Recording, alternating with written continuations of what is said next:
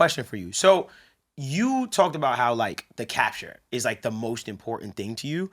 You did the horns on All of the Lights for Kanye West. Produced the horn section on All the Lights. That's right. Can we get a round of applause? All Wait a second. Yes. all live. Yeah, exactly. I told him, he said it. You did the horn section on All of the Lights, right? Yeah. And if I'm not mistaken, how did you capture that? Like, obviously, I know you obviously wrote the music and stuff like that for it, but how did you capture that? Because those horns are legendary. Yeah. I have the cheat code with my horn player. Danny Flam is the cheat code. I gotta give it to Danny. So, Shout but out Danny. I'll back up and I'll tell you the whole All of the Lights story. Please. And because I had worked with Kanye a bunch at that point, but most of my work with Kanye was remote. And so Kanye calls me up one day. Well, Plain Pat had sent me this little melody on a shit MP3, and I shit you not, it sounded like a $20 Casio keyboard, and it was just me,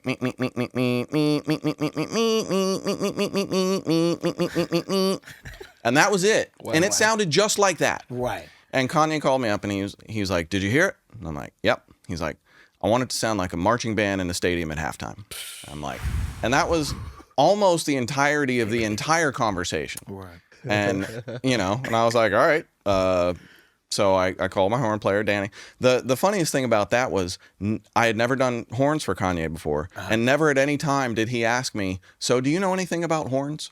Wow. He just said, yo, so I need this and make it happen. Yeah, because I was the figure it out guy for Kanye for a long time, or at least one of them. So when he knew what he wanted, but nobody in the inner circle could figure it out, I was the guy that got the call. So if you're the figure it out guy for Kanye, you get sent down the craziest musical lanes you can possibly imagine. And that just built the craziest freaking skill sets of my life. Right. Which has kind of led me to here. But so All of the Lights, I get that melody, and then I call my horn player, and Danny Flam shows up with 28 horns.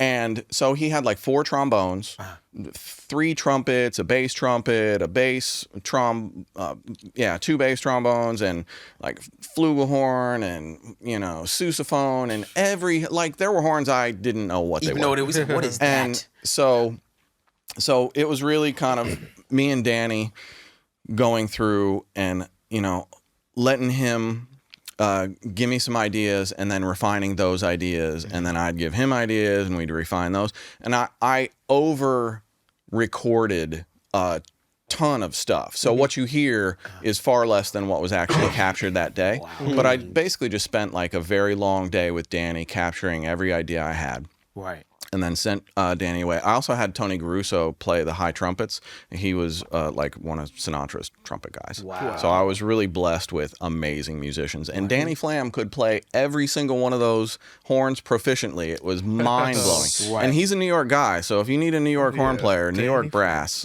check him out. Check him out. Wow. But I just used him on the Tosh Farron album as well, and he killed it. Shout out to So Danny. good. Shout out to Danny. So, Yeah. and you recorded it. I was going to ask him about recording it and stuff like that. But yeah, but back to the All of the Lights. So I put, then I sent Danny away, and I spent the next 2 days just sifting through it and comping and putting everything together. Right. And that's what you hear. But the way I captured it was 3 microphones. I had the C800, ribbon mic, and I think a small diaphragm condenser. Okay. Wow. Might have been a big diaphragm condenser. I can't remember. But a condenser and a ribbon and the C800. Okay. And depending on what horn it was, would depend on where I would put the mics in the room. And I captured all 3 mics for every performance. And then when I was comping everything, I would choose, okay, this mic has this quality, and I was able to say, if you have trombones, you have 4 trombone parts. Even though there are 4 different trombones, I might use the C800 on this and the ribbon on that, and so you're layering so many different aspects of it. One thing that I learned early in my career was, if you take like one trombone player or one trumpet player and you have them layer themselves 4 times or more, it sounds terrible. It sounds like a chorusing mess of garbage. Right. Wow. But if you have that same player on one single chain play 4 different trumpets, 4 actual different instruments, it sounds like 4 players played it. Wow.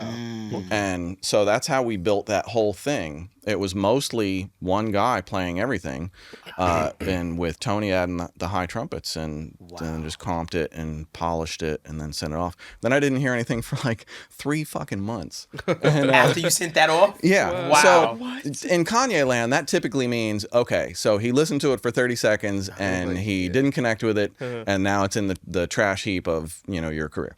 So, but 3 months later, they called me for another gig, and they were like, and while I had him on the phone, I think I had Plain Pat on the phone. I was like, bro, whatever happened to those Ghetto University horns? Because the song was originally called Ghetto University when they were making it.